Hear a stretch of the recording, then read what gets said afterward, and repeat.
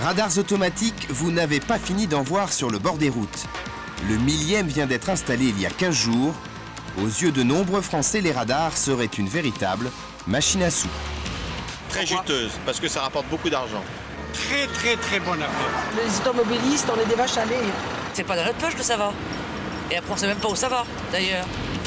Cette année, les conducteurs ont payé 190 millions d'euros d'amende. Une manne qui, surprise, ne profite pas qu'à l'État.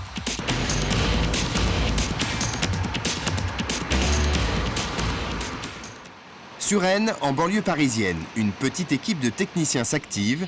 Ils ont la matinée pour installer et régler un radar sur cette route très fréquentée. Des radars comme celui-ci, ils en installent en moyenne un par jour, rien que sur la région parisienne. Vas-y, c'est du papa dans maman. Sur le bord des routes, les installateurs ne passent pas inaperçus. Les automobilistes ne se gênent pas pour faire leurs petits commentaires. Ouais, ça paye, ouais. T'es jaloux? Voire même un peu plus. Sur le périph' à Paris, les canettes de bière ou canettes de coca, n'importe quoi, qu'on reçoit, c'est fréquent. D'où le port du casque. Et avec la petite machine maintenant, pour protéger. Les crachats de tout ce qu'on veut, quoi. Il y en a qui comprennent bien que bon, on est là pour faire notre boulot, on n'est pas là pour, malheureusement, on va parler franchement pour essayer de les avoir, quoi, mais nous on est là pour faire notre boulot, pour pas se faire démonter. Mais alors, qu'y a-t-il dans cette fameuse boîte que beaucoup détestent? Je vous demanderai de ne pas filmer l'intérieur, par contre. Pourquoi? J'ai interdiction. Ce qui est à l'intérieur, c'est une propriété privée. C'est la Sagem, une entreprise privée qui fabrique et installe ce radar. Pour cela, l'État lui verse 40 000 € par radar et c'est aussi cette société qui en assure l'entretien. Un acte de vandalisme, on a 12 heures pour intervenir sur les lieux, pour constater le vandalisme et, si possible, dépanner. Si l'entreprise ne répare pas dans les temps, c'est 300 € de pénalité par jour de retard. Souris, c'est pour la photo.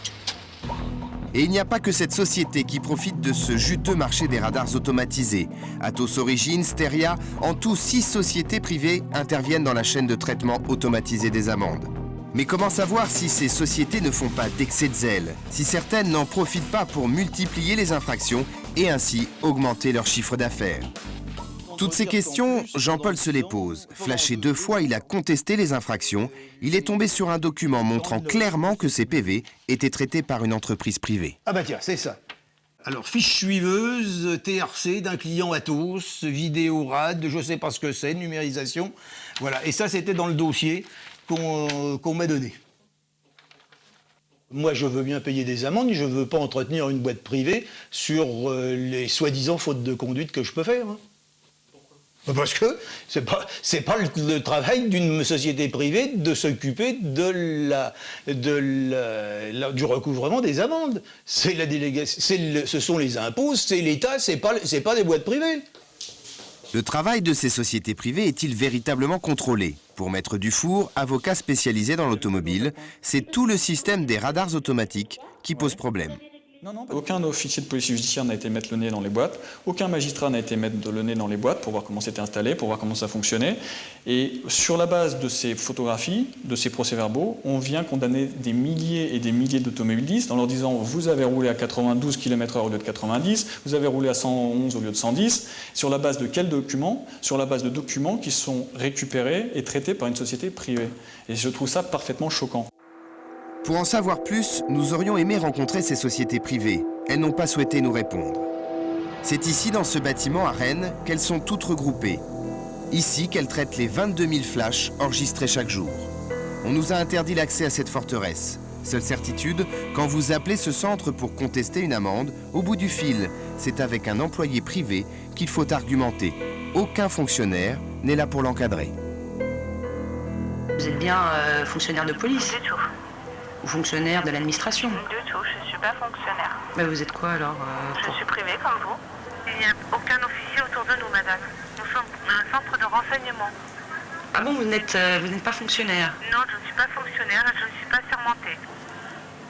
Même chose sur le terrain. Que le radar soit bien réglé au kilomètre-heure près ou non, l'opération repose entièrement sur les épaules des techniciens, sans contrôle. Personne. Personne. Il n'y a que nous qui sommes justement dessus, sur le camion, pour justement les programmer et puis les mettre en service. Interrogés sur ces questions, les services de l'État nous ont répondu qu'ils se contentaient de déléguer à ces sociétés privées des tâches techniques. Vous ne le saviez sûrement pas, mais quand vous êtes flashé, la moitié du montant de l'amende est reversée à des sous-traitants privés.